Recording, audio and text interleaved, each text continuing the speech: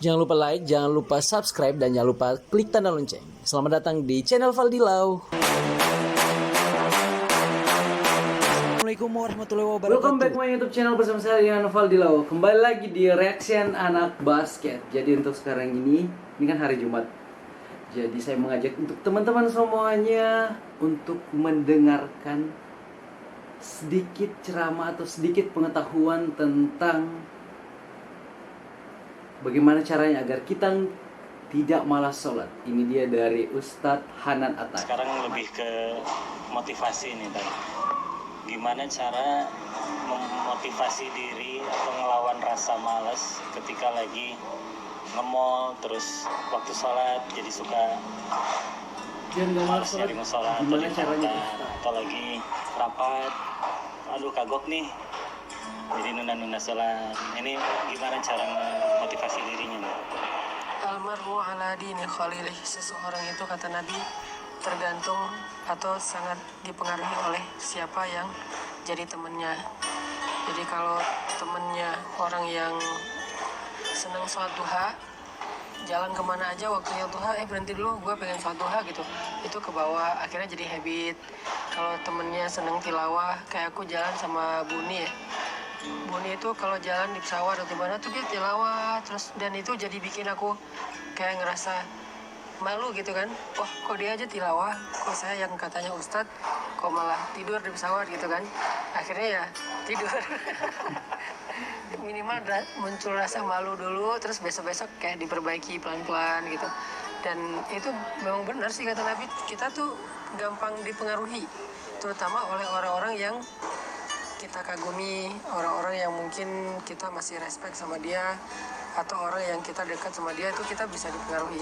Kayak selera makan aja bisa dipengaruhi loh.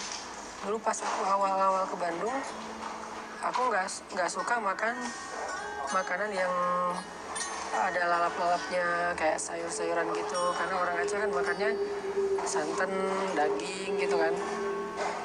Makan sayur mentah tuh jarang. Nah, karena di sini teman-teman rata-rata makannya kayak gitu, terus keluarga juga makannya kayak gitu, akhirnya jadi biasa aja dan bisa menikmati. Terus dulu mungkin senangnya yang santan-santan, sekarang malah nggak senang lagi yang santan-santan. Dulu senangnya yang aromanya rempah, sekarang malah kayak gitu-gitu udah jadi aduh enak ya gitu. Ini kan selera ini relatif ya, tergantung lingkungan. Nah, dalam masalah makan bisa kayak gitu, termasuk dalam masalah amal soleh. Jadi sederhana banget, cari sebanyak mungkin temen geng yang dia punya satu amal soleh yang kita nggak punya. Jangan cari orang yang soleh dalam segala hal, itu susah. Dia hafiz, dia ulama, dia mujahid, dia orang yang dermawan, dia apa. Susah nyari yang kayak gitu. Karena yang kayak gitu tuh terkumpul hanya di sosok Rasulullah, sisanya di split ya, di share ke banyak orang. Ya mungkin ada yang ahli tahajud di antara kita, teman-teman geng kita, ada yang orangnya santun, itu aja yang kelebihan dia. Dia mungkin bukan ahli ibadah, walaupun gak bikin dosa, tapi dia orangnya santun gitu. Dia bukan ahli ibadah, tapi dia orangnya care, orangnya gampang tersentuh. Dia bukan ahli ibadah, tapi dia orangnya care, orangnya gampang tersentuh. Dia bukan ahli ibadah, tapi dia pola hidupnya sehat. Dia mungkin ahli ibadahnya bukan sholat malam, tapi cuma sekedar sholat duha. Dia tuh zikirnya bukan tilawah yang banyak berjus-jus, tapi dia kayak tangannya gini-gini terus, zikir terus. Nah, orang-orang kayak gini kalau banyak yang jadi geng kita sedikit demi sedikit akan terpengaruhi oleh pola hidup mereka, dan itu akan membentuk habit. Kalau udah jadi habit kan ya nggak jadi paksaan lagi ya, dan nggak perlu diniatin serius-serius amat. Gua mau sholat duha, nggak perlu, udah habit aja, asal waktu jam segitu duha weh, udah jadi lancar santai gitu. Sama kayak teman kita yang seneng baca, kita jadi ikut. Yang seneng nonton apa, kita jadi ke bawah. Ya kayak aku berteman sama Enong, dulu kan aku nggak kenal skateboard, tapi karena Enong seneng main skate, akhirnya aku jadi bukan terpaksa main skate, jadi ikut seneng gitu, kayak oh seru juga ya gitu. Tapi kalau aku kenal sama siapa lagi kayak gitu, seneng nongkrong ya nongkrong. Jadi almar'u ala dini khalilih, itu benar banget, Nabi nggak mungkin salah. Seseorang itu dipengaruhi oleh siapa yang jadi temannya. Jadi kalau mau nge-mall usahakanlah ada 1-2 orang yang Iya, biasa bagus ngejaga kalau bisa sholat, kayak gitu. ya. Makanya kita kalau sama teman-teman yang soleh itu, kalau perlu kita yang jaga dia untuk tetap jadi teman kita. Jangan gampang ilfil, jangan gampang bete. Mungkin dia nggak seru kayak yang lain, tapi dia yang jaga kita tentang urusan agama kita. Jadi jangan berharap dia bikin kita happy, fun, seru, kayak renyah gitu. Kita udah punya banyak stok geng yang kayak gitu. Sekarang kita butuh seseorang yang bisa jaga kita.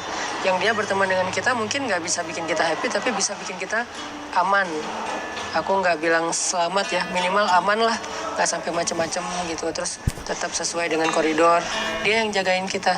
Kadang-kadang wajah dia nggak serak aja bikin kita ya udah deh nggak jadi deh gitu kan, gara-gara ekspresi dia. Nah, orang kayak gitu harus jaga. Kalau perlu untuk sedikit berkorban supaya tetap punya teman kayak gitu ya berkorban, kayak bayarin dia makan, peduli terhadap kebutuhan dia, karena dia tuh aset akhirat kita, yang menjaga surga kita, yang menjaga ibadah kita, yang menjaga kita dari dosa-dosa tuh dia.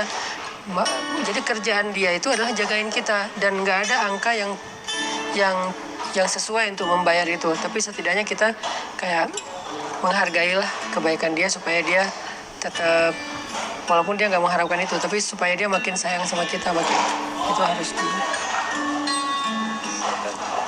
mencari teman yang soleh dan menjaganya dengan cara apapun.